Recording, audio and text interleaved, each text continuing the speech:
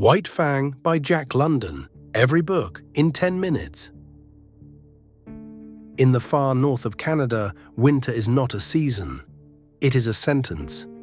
Jack London opens White Fang with 2 men, a sled and a coffin, hunted across the ice by a starving wolf pack. Night after night the wolves close in, and the wild does what it has always done. It tests every living thing, and it keeps only the strong. But this is not really a story about a wolf. It is an experiment built around a question that still divides scientists and parents alike. How much of what we call character is born into us, and how much is beaten into us by the world we happen to land in? London knew this world firsthand. He had frozen and starved through the Klondike gold rush himself, and he came home with the conviction that powers all of his best books. Nature is honest, and comfortable people lie to themselves about what they would become if the comfort were ever stripped away. Part 1. The Wild. White Fang is born in a cave in a famine year, the only cub of his litter to survive.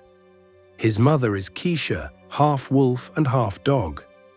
Before he has ever seen a human being, hunger has already taught him the first law of the North: eat or be eaten. London writes the cub's education like a physics lesson. The wall of light at the mouth of the cave, the first tumble down the slope, the first kill. Every pleasure and every pain is a data point, and the cub's mind is being written by them, line by line. The wild wastes no time proving its point. A famished lynx corners the cub's mother in the den, and the battle that follows is among the most brutal scenes London ever wrote. Kiche wins, barely, and the lesson sinks into the cub watching from the shadows. Everything alive is either dinner or danger. This is London's famous naturalism. In his world, character is not chosen. It is manufactured by climate, by hunger, by pure chance. The wild is not cruel out of hatred. It is simply an equation, and so far, White Fang is its output. Part 2. The Law of the Club. Then the equation changes. The cub and his mother stumble into a camp of men, and Kiche, raised among them, quietly submits. A chief named Grey Beaver takes them in and gives the cub his name. To the young wolf, these creatures who make fire and throw stones are not men. They are gods. But these gods rule by the club, not by love. White Fang learns to obey and learns never to trust. And the camp's dogs are crueler still.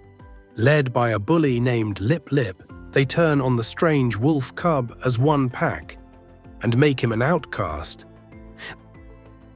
Then famine returns, as it always does in the north. The camp dogs vanish into cooking pots or into the trees, and White Fang simply leaves and feeds himself in the wild better than the gods ever fed him. Yet when the famine breaks, he walks back into camp on his own. The tie is not love, not yet, but it is no longer only fear.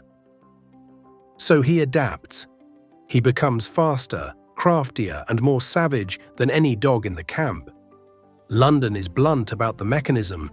The clay of White Fang was shaped by his surroundings, and his surroundings rewarded exactly one thing: ferocity.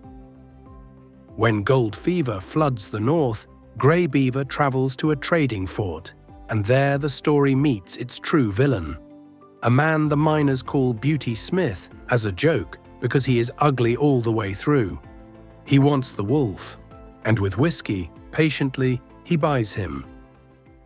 Part 3. The Fighting Wolf. Beauty Smith is a coward, and cowards make the cruelest gods. He chains White Fang, starves him, laughs at him, and then sells tickets. The Fighting Wolf, the posters say. Men bring bulldogs, mastiffs, even a full-grown lynx. White Fang kills them all.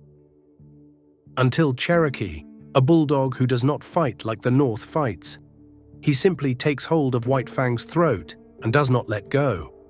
As the wolf slowly strangles in the ring, the betting men cheer. It is the darkest scene in the book, and London means every word of the indictment. Under Beauty Smith, White Fang stops being an animal and becomes a product. And London pauses the plot to make the mechanism explicit. The wolf no longer fights out of fear or hunger. Hatred has become his entire identity, the only channel his life is allowed to flow through. Keep any creature in a cage of cruelty long enough, the book argues, and the cage becomes its character. Then a stranger shoves through the crowd and breaks up the fight. His name is Weedon Scott, a mining engineer, and he buys the dying wolf on the spot. He carries a stubborn idea that whatever cruelty has built, kindness might be able to rebuild. Part 4. The Love Master. Scott's method is patience, no club, no chain, a quiet voice, food from an open hand, and time. And something begins to happen inside the wolf that London describes almost like geology. The old wiring, hammered in by the club, slowly starts to melt. And here is the answer to the book's experiment. White Fang was never evil and never good. He was potential, shaped by whichever world held him. Change the world, London argues, and you change the creature. It is his earlier classic, The Call of the Wild, run in reverse. When Scott is called home to California, White Fang refuses to be left behind. He smashes through a window to follow him. And so the wolf of the Yukon lands on a sunny estate in the Santa Clara Valley, learning impossible new laws. Do not chase chickens, tolerate strangers, trust. California tests him with 1,000 small exams. A sheepdog named Collie despises him on principle, and he learns simply to endure her. He learns that the laws of this place protect even the chickens. And slowly, almost unwillingly, the snarl fades out of his throat. The book gives him one final exam.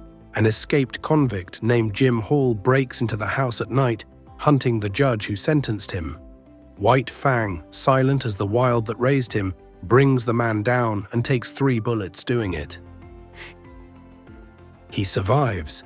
The family that once feared him now calls him the Blessed Wolf. And in the final scene, the fighting wolf of the north lies drowsing in the California sun, while his own puppies climb over him. The experiment is complete. More than a century later, White Fang endures because its question endures. We still argue about nature and nurture, about whether people are born broken or made broken. London's answer is uncomfortable and hopeful at the same time. We are what the world does to us, but the world can be changed. London's image for all of this is clay. A living thing is clay, pressed into shape by the thumbs of circumstance. Press with cruelty, and you get a monster. Press with patience, and the same clay becomes a guardian. White Fang is that clay. And so the book quietly insists, are we?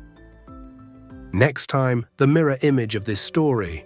A pampered dog is stolen from California and dragged into the wild. The Call of the Wild. Every book in 10 minutes.